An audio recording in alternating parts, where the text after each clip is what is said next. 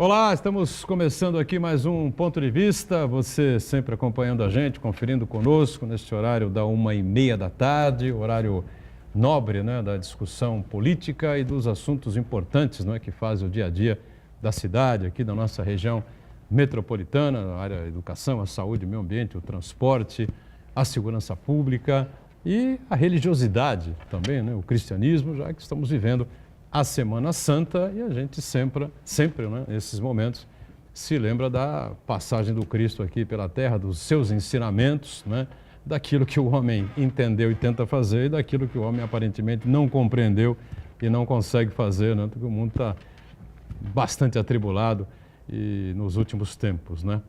Lembrando que esta edição do Ponto de Vista está gravada, não há possibilidade da sua interatividade conosco, da maneira que você está acostumado aqui no nosso dia a dia, né? E a nossa reprise, você confere sempre aqui na Santa Cecília TV, a partir das 20h08 da noite. Como vivemos a Semana Santa, nada mais importante do que trazer aqui uma figura destacada aqui na nossa cidade, da Igreja Católica, o bispo diocesano aqui de Santos, Dom Tarcísio Caramuça, que nos dá o prazer da sua participação aqui com a gente. Dom Tarcísio, tudo bem? Prazer recebê-lo. Obrigado pela participação aqui conosco. É um prazer realmente estar aqui e agradeço pelo convite. É uma honra estar aqui conversando e refletindo nesse momento da Semana Santa tão importante, né? Muito bem. Obrigado ao Dom Tarcísio por estar conosco, né? E a gente recebe também mais uma vez a presença sempre importante com a gente aqui do Uriel Vilas Boas, advogado, representante importante do sindicalismo regional e uma figura que representa a cidadania, né, da cidade pela luta que tem travado aí quase que diariamente aqui o nosso Uriel Vilas Boas. Prazer recebê-lo também, Uriel. Tudo bem? Eu tenho um grande prazer e saúdo Dom Tarcísio, porque nós precisamos realmente do debate, da discussão, do diálogo entre todas as religiões, de maneira que nós consigamos superar essas divergências, essas violências, ou seja, conquistar um mundo de paz. Então, eu fico muito honrado de participar. Saúdo o Buturão, saúdo o Marco. Boa tarde aos ouvintes, a quem está assistindo agora de tarde, e boa noite para quem vai assistir a gravação à noite. Na ponta, o nosso Marco Santana, participando sempre conosco aqui no Ponto de Vista, não é que, apesar do programa estar gravado, está linkado aí nos assuntos e nas informações que vêm aí pelo mundo, não é, Santana? Tudo bem? Tudo bem. Agradecer a participação do Bispo Diocesano de Santos, que vai ajudar a gente hoje a pensar um pouco, refletir um pouco sobre o real sentido da Sexta-feira Santa, que não se restringe apenas a deixar de comer carne na sexta-feira, mas também ter uma visão muito mais ampla sobre a nossa existência e sobre o nosso papel enquanto pessoas que vivem em sociedade. O Edgar Buturão lembrou muito bem que o programa é gravado, mas você pode participar do Ponto de Vista a qualquer momento, mandando sua pergunta, sua crítica, sugestão pelo Facebook, Ponto de Vista com Edgar Buturão, ou então por e-mail, contato@pontodevista.tv.br. As edições anteriores do Ponto de Vista ficam disponíveis na internet também, no nosso canal no YouTube, na nossa página no Facebook. E você que nos acompanha na reprise às 20h, uma boa noite. Muito bem. O Uriel citou bem, Dom Tarcísio, a questão do diálogo, né? Os escritos todos aí que a gente pode acompanhar estão certos, né? Cristo foi realmente um homem de diálogo, né? Uma pessoa de conversa, né? Com aqueles que acreditavam nele, com aqueles que não acreditavam, enfim, nada de violência, nada de brutalidade, enfim. Mas, infelizmente, o mundo que a gente vê é completamente outro, né? O mundo, a própria palavra de Deus, a Sagrada Escritura, nos fala assim de um projeto de Deus para o mundo, para a humanidade, né? Mas sempre apresenta também essa realidade escura, digamos assim, né? Da humanidade, do ser humano, e buscando assim também uma explicação, né? Por que disso, né? E vai dando também respostas, né, à luz do projeto de Deus. Então, toda a história do pecado, né, começa lá com o pecado de Adão e Eva, mas depois que continua acontecendo na história da humanidade, até nós chegarmos realmente um momento que o próprio Deus, né, o Filho de Deus, Jesus Cristo, vem ao mundo, né?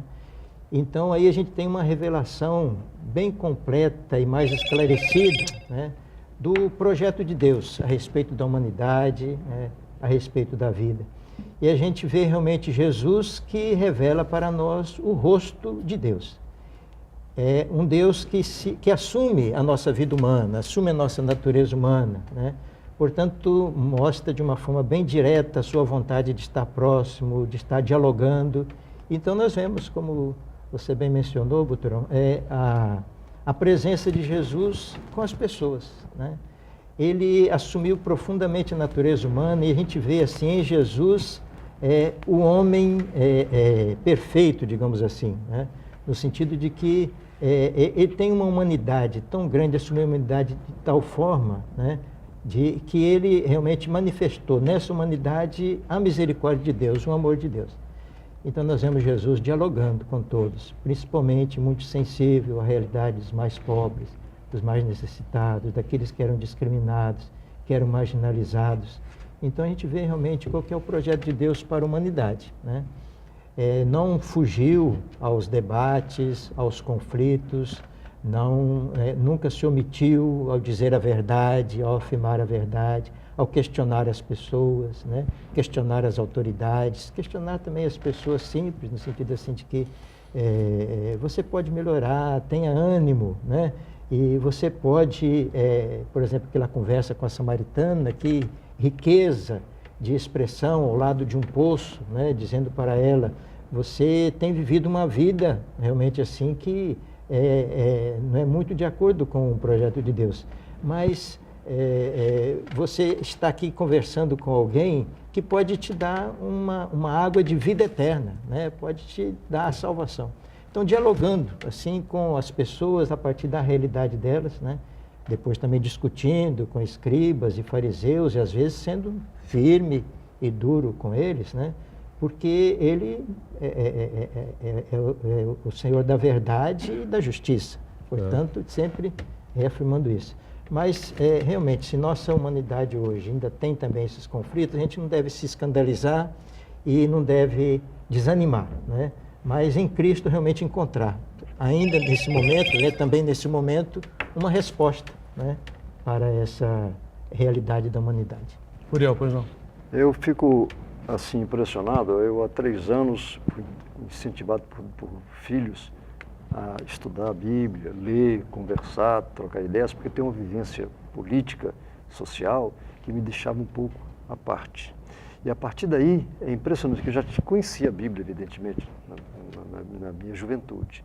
Mas a gente fazendo uma avaliação. Jesus, quando veio ao mundo, trazendo sua mensagem, ele percorria as mais diferentes nações, as mais diferentes formações culturais, os fariseus, os escribas, e Jesus tinha um senso de diálogo incrível e, consequentemente, ele despertava nas pessoas o interesse, os seus apóstolos, a conversar, a avaliar, discutir as mensagens de maneira a mudar o mundo.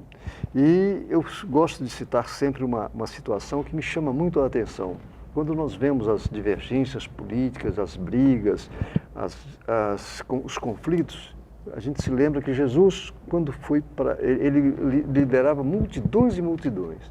E quando ele foi ser crucificado, ele conduzindo o crucifixo, sendo açoitado, em nenhum momento ele chamou a multidão para brigar a favor dele. Em nenhum momento.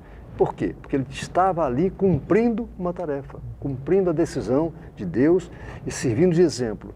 E foi crucificado, foi morto e depois ressuscitou. Então é uma situação que estimula a que nós pensemos, avaliemos, não nos isolemos, a gente esteja sempre participando de todas as maneiras, no diálogo, na conversa, na tentativa de trazer a paz que nós precisamos nesse mundo.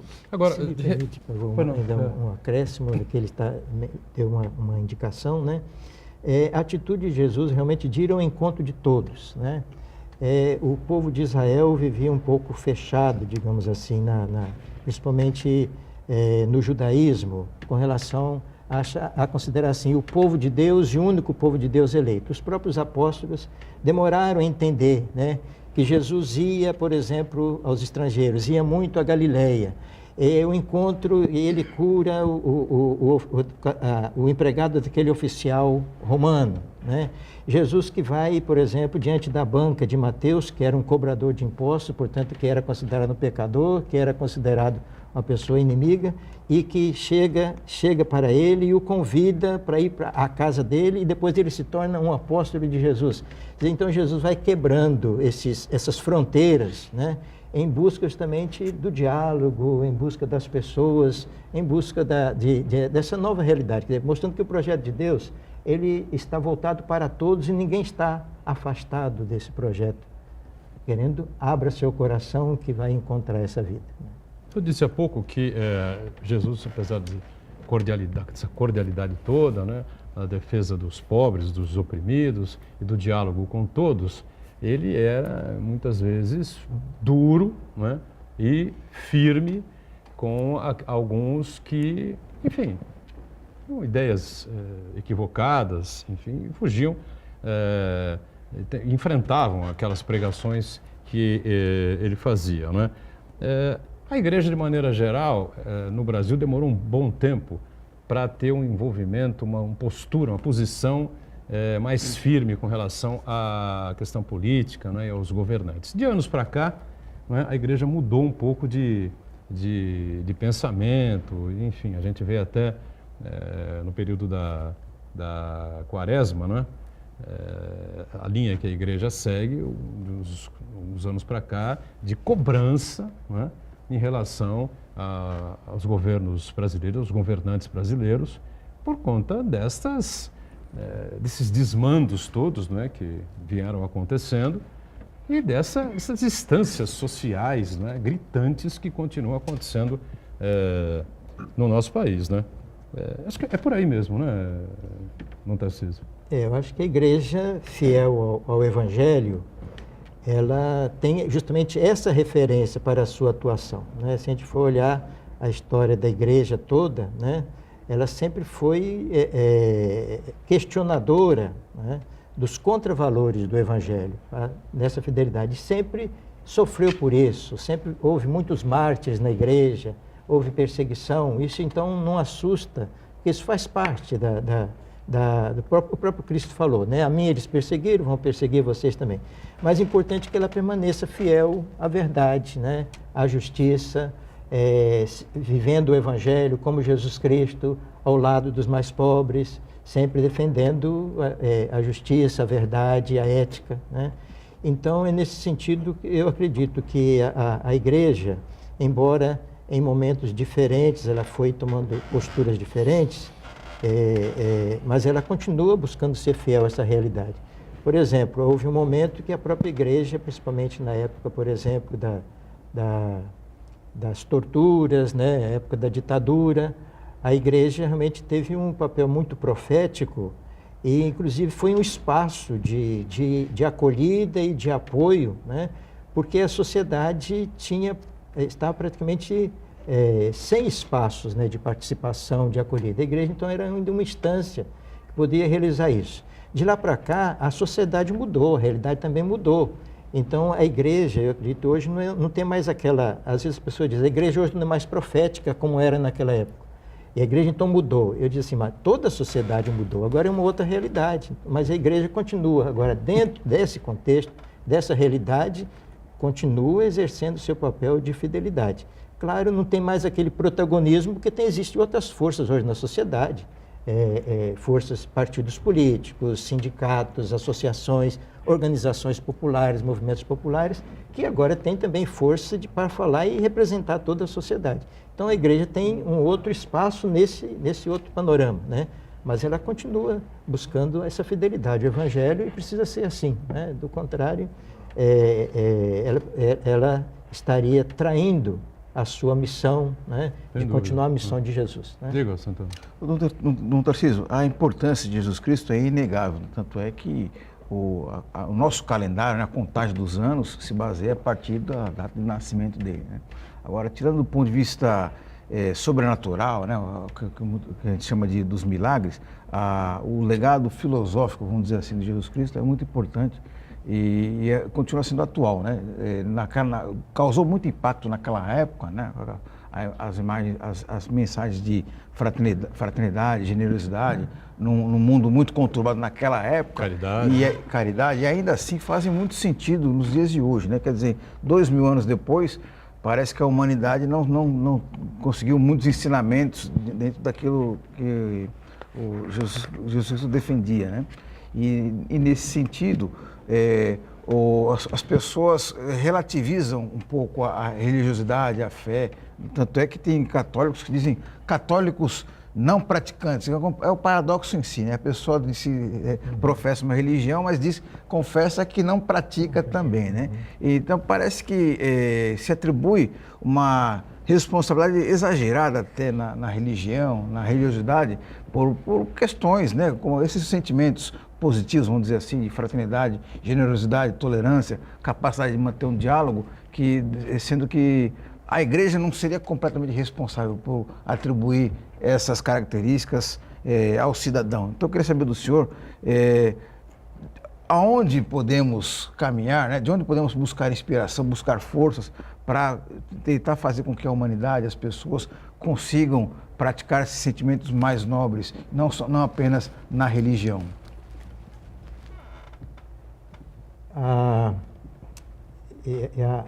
missão evangelizadora, eu diria assim, ela continua muito atual, muito importante, mas a maioria absoluta da humanidade ainda não recebeu o anúncio de Cristo, né? Você vê a própria sociedade ocidental, né, que é a chamada sociedade cristã, que tem suas raízes, né, com base na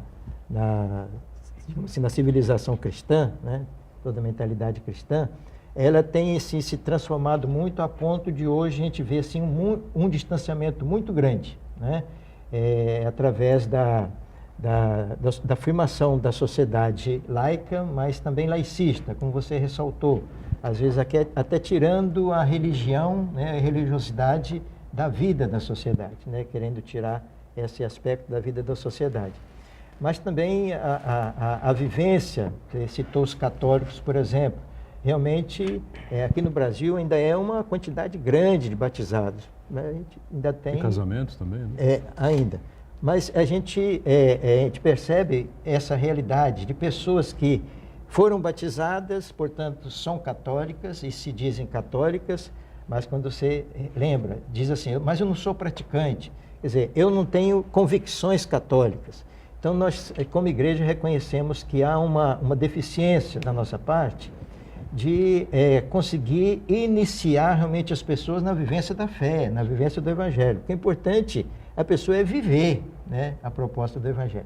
Então, nesse sentido, o desafio é muito grande, né? E a igreja hoje tem certeza que não é mais assim, no mundo inteiro, por exemplo, ela não é a maioria absoluta, mas ela continua acreditando que tem realmente uma proposta importante, um papel importante de dialogar com a humanidade, com todas as outras religiões. A igreja sempre foi aberta a isso, né? Para acolher também essa presença de Deus nas várias religiões, nas várias culturas, através desse diálogo, propor e testemunhar a fé, né? E acredito realmente que a igreja tem buscado fazer isso e conseguido realmente muitas coisas nesse sentido. Ultimamente, o próprio Papa Francisco tem sido uma figura assim, de expressão desse diálogo, né? E nessa abertura para dizer realmente assim que a igreja não está aqui para condenar as pessoas, né? Mas para anunciar a boa nova, né? E comungar com esses valores. Hoje, por exemplo, nós vivemos também esse paradoxo. Você citou o valor da fraternidade, do diálogo, da paz, né, de construir isso. A própria humanidade vem crescendo, a consciência de direitos humanos, de respeito das pessoas, de respeito dos vários povos, das várias culturas. E depois, na prática, nós vemos também o contraditório, né? Parece que é um período onde acontecem as maiores violações, né, e desrespeito a essa realidade. Portanto, a humanidade precisa realmente chegar a um ponto de acordo em torno desses valores para a sobrevivência da própria humanidade. Vamos para o nosso primeiro intervalo. Já já a gente volta na sequência aqui do Ponto de Vista. Conversa aqui muito interessante com o Bispo Diocesano de Santos, Dom Tarcísio Scaramucci, né? Voltamos já.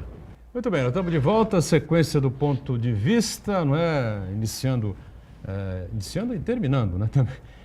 Estamos no meio da semana, durante a Semana Santa, né? Sempre a semana que encerra o período de Quaresma, né? E depois da Sexta-feira Santa vem o Domingo de Páscoa, onde claro que o cristão de maneira geral, o católico, né? Especialmente comemora a ressurreição de Cristo, né?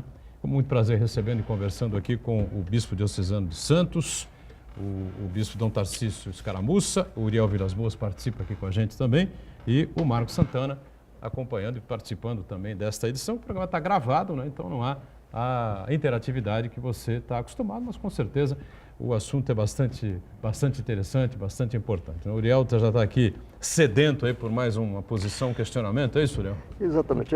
Não seria bem um questionamento. Eu faria uma avaliação da seguinte situação. Eu gostaria de ouvir a palavra do Dom Tarcísio. Jesus, no tempo em que veio ao mundo, o mundo não era tão grande assim em termos de população. E Jesus caminhou, né, por vários lugares, milhares de pessoas, dialogando, conversando, não impondo, mas levando a pessoa à reflexão. Não impondo é importante, hein? Exatamente, não impondo. Tanto é que é histórica aquela figura bonita, Saulo, Saulo, por que me persegues? Né? E aí virou Paulo de Tarso. Então, é uma situação interessante que naquele tempo não tinha comunicação e não tinha a tecnologia tinha de internet hoje. nas redes sociais. Hoje nós somos mais de 7 milhões de habitantes no mundo todo e a comunicação é imediata. E naquele tempo já tínhamos os escribas, os fariseus, a briga pelo poder, por quem era mais rico, quem era mais pobre. Isso se repetiu. A diferença que entendo daquela época para agora é que a tecnologia está sendo usada contra os menores, contra os mais fracos. Então, até onde nós poderíamos avaliar, de que forma nós poderíamos trabalhar no sentido, não todo mundo ficar rico, mas todo mundo sobreviver, todo mundo participar, todo mundo se inteirar de que não é pão e água. Não, ele tem direito a coisas que outros estão querendo se aproveitar e ganhar cada vez mais. É um desafio para todos nós, estimular as pessoas a não só assistencialismo, estimular as pessoas a efetiva participação no desenvolvimento social. Com certeza, o próprio acesso à tecnologia é fundamental, né, para as pessoas hoje, porque do contrário ela realmente fica ainda mais marginalizada, né? Esse é um grande desafio para a educação, né? Não só aqui no Brasil, mas no mundo inteiro. É um grande desafio para o mundo do trabalho, né? Porque hoje está completamente transformado também a realidade do mundo do trabalho, né? Então as pessoas precisam ser habilitadas e ter condições, né, de atuar com essas novas tecnologias, com essa revolução que aconteceu também no próprio mundo do trabalho, né, para estar realmente assim em condições, né, de afirmar todo o seu valor e ter condições não só de sobrevivência, mas como você mesmo ressaltou, questão de realização humana, né? E essa participação é muito importante. Nós, como igreja, também sabemos desse compromisso, buscamos trabalhar também o aspecto de educação, temos muitas instituições educativas, obras sociais, nas quais também a gente procura fazer desenvolvimento das capacidades de formação, na linha assim, da informática, né, das redes sociais, para ajudar a qualificar também melhor as pessoas nesse sentido. Como é que o senhor vê as redes sociais? É uma coisa que existem pessoas que entram e já colocam lá, debatem conteúdos interessantes, têm suas posições, enfim, como o Uriel citou aqui, né, na palavra de Cristo, não tentam impor, né, o seu ponto de vista, né, e a sua opinião, né? Apenas debatem, enfim, colocam os seus pareceres, você concorda ou não concorda, fica à vontade, mas tem outras pessoas que fazem justamente o contrário, né, e atacam os outros, né? Agridem, enfim, é uma coisa realmente que vai chega às raias do absurdo em algumas situações, né, Dom Tarcísio?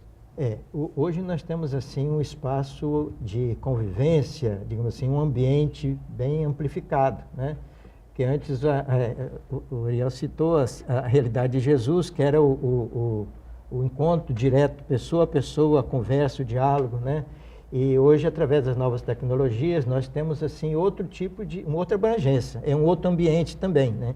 Então, pelo fato de ser outro ambiente, e às vezes um ambiente também virtual, as pessoas se sentem, eu acho assim, mais livres ainda. Sim, mais né? encorajadas. Né? Mais encorajadas, às vezes até considerando que vai ficar também no anonimato, mas também que às vezes nunca vai encontrar com aquela pessoa, né? Então, às vezes agride, destrói. É muito triste isso, porque é uma tecnologia que deveria favorecer o crescimento das pessoas, favorecer a humanização, né? O diálogo, né? Um mundo de paz, de mais entendimento. Seria tão bom se todo mundo trabalhasse nesse sentido. Mas é um desafio muito grande também, porque também eu diria assim educativo, né? Precisa caminhar e educar para isso, porque também tudo isso é muito novo, né? E as pessoas também estão, digamos assim, adquirindo as capacidades de atuar nesse ambiente, nesse mundo, e às vezes não percebendo como que isso transforma a própria mentalidade, a própria vida, né? Os jovens de hoje, por exemplo, merecem uma atenção muito especial. O Papa Francisco, agora nessa última sua exortação apostólica, justamente voltada para os jovens, deixou uma atenção disso, né? Porque as redes sociais, elas criam uma cultura, criam uma mentalidade. Então, o jovem de hoje, ele pensa diferente. Sim. E a gente, então, precisa... Ele às vezes, também não sabe nem por que ele pensa daquela forma, ou se ele pensa com a própria cabeça, ou se ele está seguindo, está sendo manipulado, né, por outras pessoas, porque é tudo a tecnologia, né? E ele, então, vai, assim, parece que só agindo através de uma interface, vamos dizer, através de um computador, através de um celular, através, né, de um instrumento. E, então, às vezes, tem a dificuldade no contato direto com as pessoas. A própria maneira de ele aprender é diferente, porque é um instrumento que interfere na maneira de adquirir o conhecimento, na forma de adquirir o conhecimento. Então, tudo isso a gente precisa considerar, né? São coisas que interferem na vida das pessoas. De repente, a gente não está percebendo como que essas tecnologias estão influenciando a nossa vida. A gente pode perceber na nossa família, concretamente, né, como que mudaram as relações. De repente, alguém está só com o celular aí e não está mais considerando quem está do lado, né? De repente, ela está tendo uma atitude com as pessoas que é aquela que ela tem com o instrumento. No instrumento, ela clica ali e quer que ele responda, vá na direção que ele quiser. Com as pessoas é diferente, porque ela não consegue fazer isso. Então, lógico, entra em conflito, claro, porque as pessoas não respondem como ela gostaria que respondesse. Mas tudo isso, digamos assim, são consequências dessas tecnologias também para a vida humana. A gente precisa tomar consciência disso para também termos, assim, melhores condições, né, de responder. Dom Tarcísio, a gente tem visto no Brasil um grande acirramento de ânimos, um grande combate, eu diria, não é nem embate, um combate entre uma polarização extrema de ideias, né, muito extremas. E o ponto máximo foi a eleição presidencial do ano passado, e dessa aí resultou a vitória de um candidato, na época candidato, com um perfil muito marcado pela intolerância, né? Belicista, né? Que defende o armamento da população. Ele várias vezes manifestou opiniões preconceituosas, discriminatórias com relação a negros, mulheres, homossexuais, outras minorias e assim por diante. E parece que reflete, no meu modo de entender, que parece que as pessoas que votaram nele, né, a população, de modo geral, não estão muito preocupadas com essa questão da religiosidade, desses valores mais humanos que Jesus Cristo defendia, né? Então, logicamente, isso aí não é uma responsabilidade apenas das religiões, não importa qual seja a católica, a umbandista, a islamista, a judaica e assim por diante, né? Parece que é uma falha da sociedade de um modo geral de não imputar esses valores mais espirituais nas pessoas. Eu queria saber do senhor, sim, já tem uma pergunta um pouco difícil. Existe algum caminho de volta? A gente consegue sair dessa situação das pessoas poderem serem, vamos dizer assim, mais fraternas com as outras, mais tolerantes, conseguir manter um diálogo mais razoável e não esse embate mais feroz de ideias, às vezes até de modo físico? Só lembrando, né, que com todas essas características da campanha eleitoral do hoje presidente Jair Bolsonaro, que são verdadeiras, colocadas pelo Santana, o slogan da campanha dele é Brasil acima de tudo e Deus acima de todos, né? Quer dizer, de tudo isso que está sendo discutido aqui, né? A intolerância é pregada por ele, né? A flexibilização de armas, que pode gerar conflitos aí terríveis, levar pessoas inocentes à morte. Aliás, aconteceu no Rio de Janeiro, agora há pouco, um caso absurdo, né? Massacre, né? Soldados metralhando um carro com uma família. E, lamentavelmente, para um outro complicador, família de pessoas negras, né? Ou seja, preconceito, essa coisa toda, né? Isso acho que é indiscutível. Ninguém está fazendo uma crítica pela crítica aqui ao presidente, não é isso, né? Mas ele, várias maneiras, ele extrapolou nessas relações machistas, né? E essas propostas mais, essas falas mais agressivas, enfim. E ao mesmo tempo, como eu disse, ele usava no seu slogan, ainda fala hoje, né? Brasil acima de todos e Deus acima, Brasil acima de tudo, Deus acima de todos. Ou seja, é uma coisa meio conflituosa, né? Sem entrar no detalhe, que é muito complexa essa realidade dessas últimas eleições, né? Então, eu acredito assim que, aos poucos, nós vamos tendo também um pouco mais de elementos, inclusive de análises, para entender melhor o que ocorreu, né? A forma como ocorreu e esse resultado. A gente já sabe, já ouviu realmente análise nesse sentido de que a gente se ilude, e o próprio governo atual se ilude de achar que todos os votos que recebeu foi de pessoas que estão de acordo com a ideologia proposta, com a proposta apresentada. Houve outras incidências, outras forças que atuaram nesse momento para chegar a esse resultado. Tanto assim que a gente vê agora, as primeiras sondagens mostram justamente que há uma desaprovação, né? Então, eu não gostaria de entrar no detalhe disso, porque a gente precisaria, isso vai muito longe, exige análise mais aprofundada. Mas gostaria de pegar justamente um gancho que você colocou sobre isso vai ficar assim ou vai melhorar, né? Eu acho que essa, então, é uma direção, né? E nós, como cristãos, não podemos entrar numa dinâmica de pessimismo e dizer que não vai melhorar, eu acredito que isso toda essa realidade, esses acontecimentos, vão ajudar muito o amadurecimento do povo brasileiro, né? A visão sobre a realidade, a necessidade de aderir com convicção a determinados valores importantes, fundamentais para a vida da sociedade. Eu acredito muito nisso, de uma forma assim positiva, e que realmente a gente tem que trabalhar para surgir esse novo momento de maior entendimento, uma polarização, a radicalização como essa que aconteceu, talvez também porque foi uma primeira eleição mais marcada pelas redes sociais também, quer dizer, essa nova tecnologia com a qual a gente está aprendendo a lidar também. A gente tem que aprender a lidar bem com tudo isso para justamente traçar melhores rumos para a sociedade. Chegar a um maior equilíbrio, né? Justamente, buscar esse equilíbrio através de um diálogo, de acolhida das pessoas, de um respeito para as diferenças, né?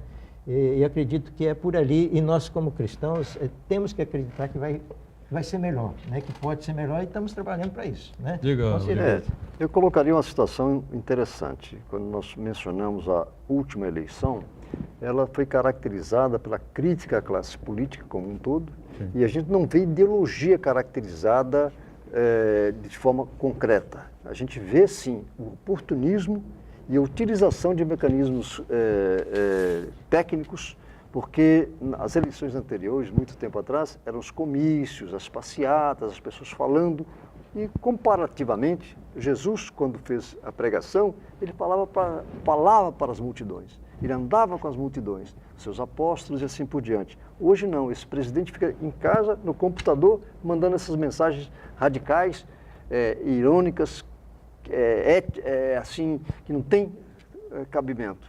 Então a gente precisa avaliar nesse sentido, e eu sou otimista, a gente coloca isso como desafio. Nós temos efetivamente de dizer o que a gente pensa, conversar, trocar ideias. Algumas expressões nós temos que deixar de lado.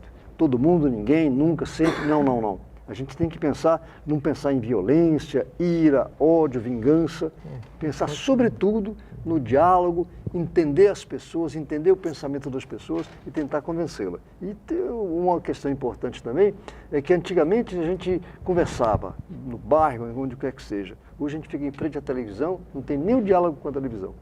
A gente fica vendo a mensagem e aí se aproveitam esses meios de comunicação para impor algumas condições. Nós temos que avaliar em relação a isso. É um desafio.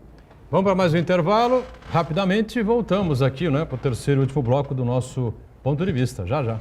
Muito bem, a gente segue aqui, não é, o terceiro e último bloco desta edição do Ponto de Vista. O programa está gravado, né, eu já alertei desde o começo, com a presença importante do Bispo Diocesano de Santos, Dom Tarcísio Escaramuça, com o nosso Uriel e o Marco Santana. E vamos falar um pouco mais aprofundadamente, né, mais profundamente, da Semana Santa, né? Está chegando aí a Sexta-feira Santa, que tem uma representatividade muito grande para os cristãos de maneira geral e, obviamente, para os católicos, né, Dom Tarcísio? Sim, a Semana Santa é uma semana muito especial. E, particularmente, o tríduo pascal, né, que são a quinta-feira, sexta, o sábado e o domingo, né? Na realidade, seriam 4 dias, mas começando na quinta à noite, né, com a celebração da ceia pascal e do lava-pés, né, a instituição da Eucaristia. Logo na sexta-feira, então, nós temos as celebrações da Paixão do Senhor. Então, a sexta-feira é esse dia, assim, bem especial de lembrar a paixão de Cristo. Ele assumiu toda a nossa natureza humana, também os sofrimentos, as dores, sofreu a paixão e a morte. Morreu na cruz, né? Depois, no sábado à noite, continua. Todos esses 3 dias são como uma única celebração prolongada, né?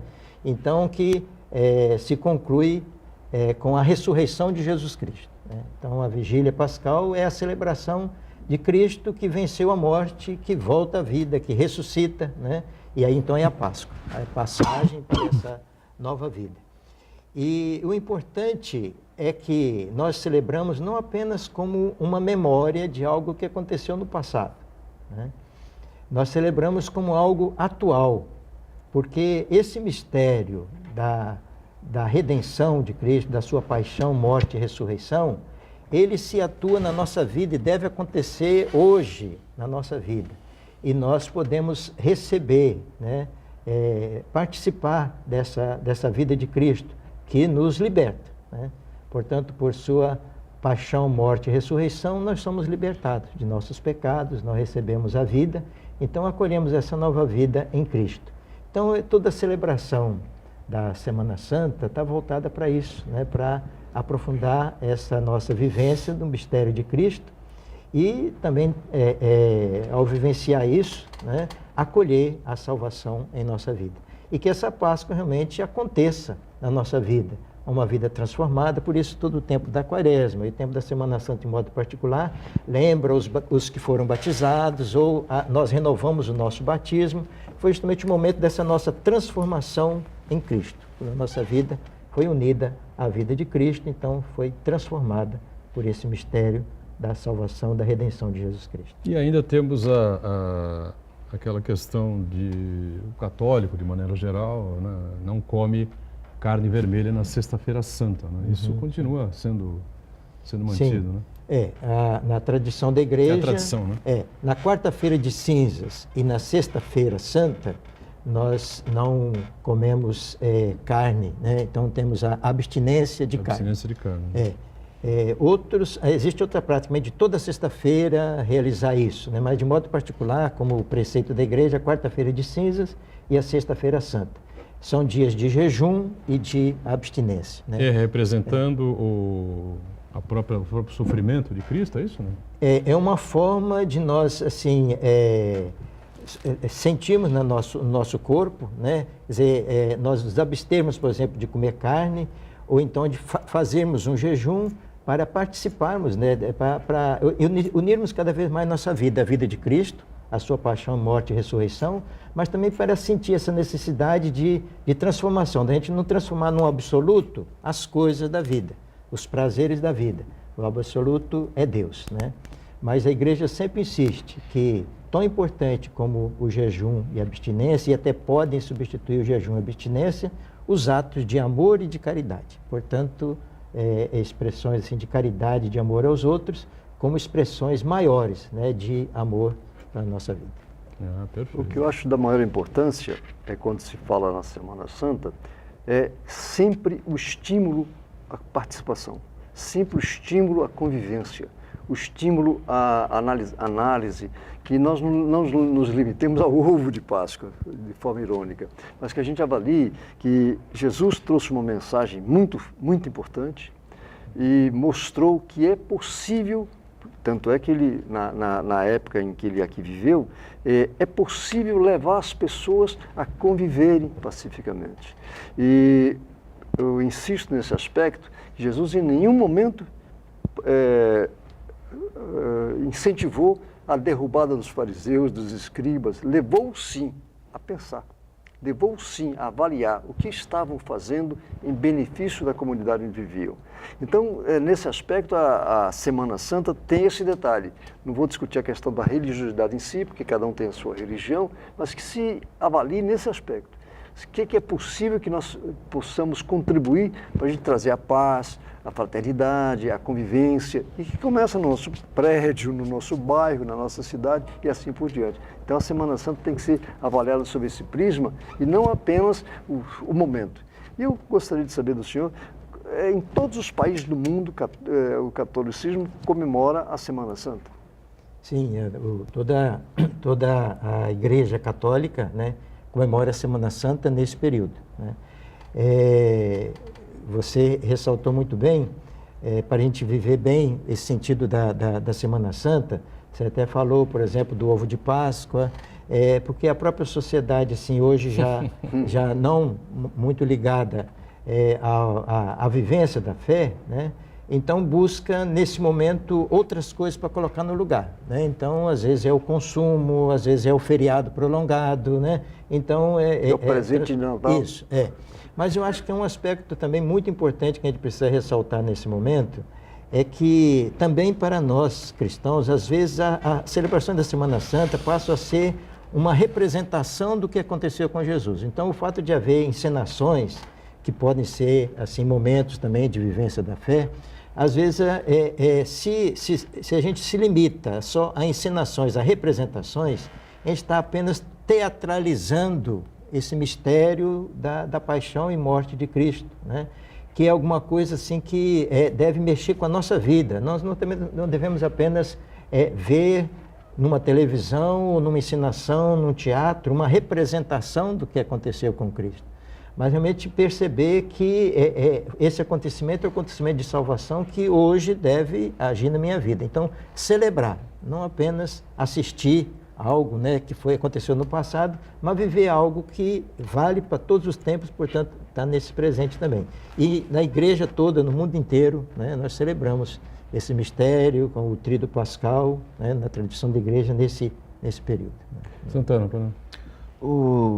No Tarcísio, no primeiro bloco, eu falei sobre o que parece ser um paradoxo nos católicos não praticantes. A pessoa batiza o filho, se casa, mas só passa na frente da igreja e não vai. Quando vai, parece que é como se fosse um evento social, né? Não presta atenção realmente nos preceitos que o padre passa ali e não leva isso para a sua vida cotidiana.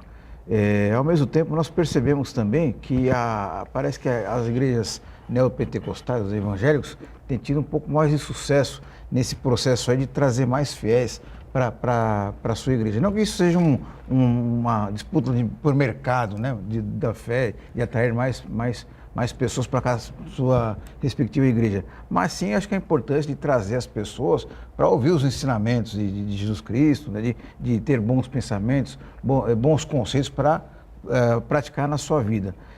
Nesse sentido, eu queria saber da Igreja Católica que tipo de, vamos dizer, estratégias podem ser adotadas para atrair mais pessoas para a igreja, para participar da vida católica e não só frequentar, mas trazer esses ensinamentos de Jesus Cristo para a sua vida cotidiana, que isso aí, na verdade, vai fazer um bem, não só para a vida da pessoa, da sua família, mas da sociedade de uma maneira geral.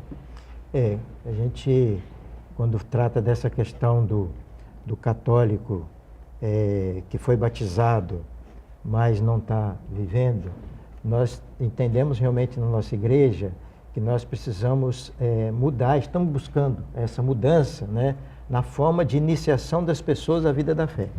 Porque quando a sociedade, que no Brasil mesmo nós vivemos essa realidade, a sociedade era cristã e a maioria católica, então era uma coisa até social, né, você batizar. casar-se, era um ato social, um reconhecimento da própria sociedade. Era uma prática assim, né? A partir do momento que se isso não mais acontece, que a sociedade já não tem mais essa vivência também, porque na escola se vivia isso, em todos os ambientes se vivia essa religiosidade, então as pessoas ficam assim perdidas porque elas não foram iniciadas na vida da fé, só foram iniciadas, socializadas, né, podemos dizer assim, né? Então o grande desafio nosso, e estamos trabalhando muito para isso, é justamente descobrir caminhos, itinerários de iniciação, tanto para aqueles que vão ser batizados de agora para frente, né, como aqueles que já foram batizados, mas que não foram iniciados. Então, esse é o nosso grande desafio. Portanto, nós não acusamos as pessoas de serem, digamos assim, não está praticando a fé católica, é um católico não praticante, porque é uma pessoa que não tem vontade, que não merece. Não estamos acusando, não devemos culpabilizar ninguém, né?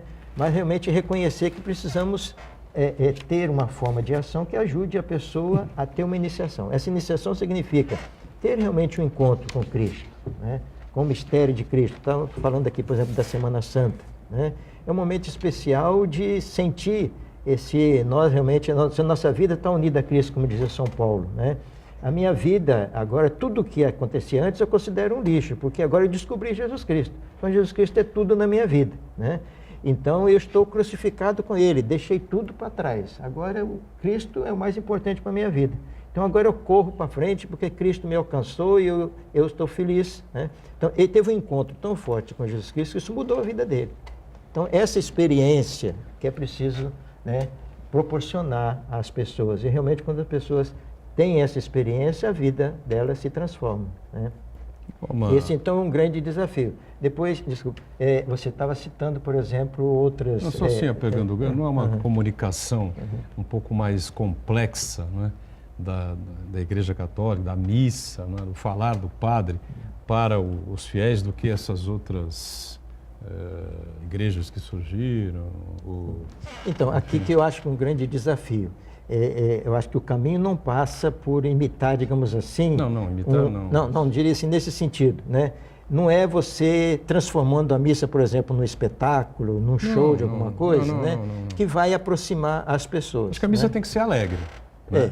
Passar uma boa mensagem, uma mensagem... Sim, mas perceber como o Papa Francisco fala, o Papa Francisco insiste sobre isso.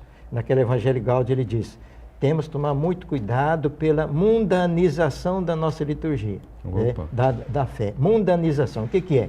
É achar, por exemplo, que para a missa ter uma maior participação, um sentido maior, se tem que introduzir aí na missa elementos mundanos, seja, então mais dança, mais música, mais movimento, mais coisas, porque essas coisas é que animam as pessoas, animam no show, assim, numa coisa social. Lógico. A missa é de uma dinâmica diferente.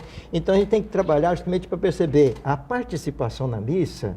Claro, é cantar, é rezar, é se movimentar, é dançar, a pessoa pode agir com o corpo todo.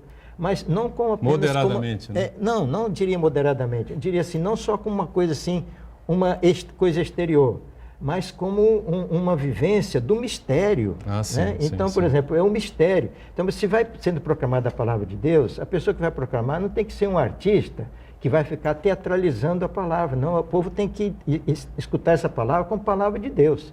Então, aí está participando, porque está ouvindo o que o Deus está falando, e ouvindo como Deus falando para ela, né?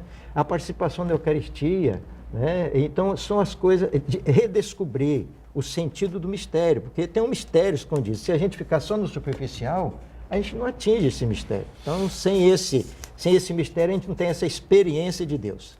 Vai ser uma coisa de socialização. Por exemplo, eu costumo citar, né? A gente começa a missa com uma saudação muito bonita: a graça de nosso Senhor Jesus Cristo, o amor do Pai e a comunhão do Espírito Santo estejam convosco. Isso é uma saudação extraordinária, né? Mas alguns acham que isso é pouco comunicativo. Tem que falar bom dia, porque acham que é só essa saudação, né? É que bom dia é uma saudação social boa, né? Ótimo. Mas dizer a graça de nosso Senhor Jesus Cristo, o amor do Pai e a comunhão do Espírito Santo estejam convosco, é uma saudação extraordinária. Sem dúvida nenhuma. Eu diria... Cima da hora para encerrar. Encerrando, eu diria que qualquer que seja a religião, que a gente não se limite aí quando quer. que a gente vá, tenha a prática da religião, vá às missas, vá aos cultos, vá onde for e pratique essa religião no dia a dia. Dom Tarcísio, prazer recebê-lo aqui, uma boa Páscoa, tá certo? E até uma outra oportunidade. Foi muito bom, obrigado. Viu? Muito obrigado, foi uma boa oportunidade mesmo, viu? Uma boa Páscoa para todos. Vamos olhar em frente, como diz o Papa Francisco, né? Cristo ressuscitou, né? Temos esperança na vida, de vitória, da ressurreição. Precisamos ter muitas esperanças, não há dúvida com relação a isso. Obrigado, Uriel, sempre conosco, Marcos Santana diariamente com a gente e de segunda a sexta, 1h30 da tarde, sempre o ponto de vista inédito, não é? Normalmente ao vivo e a reprise às 8 da noite. Tchau, gente. Valeu, obrigado.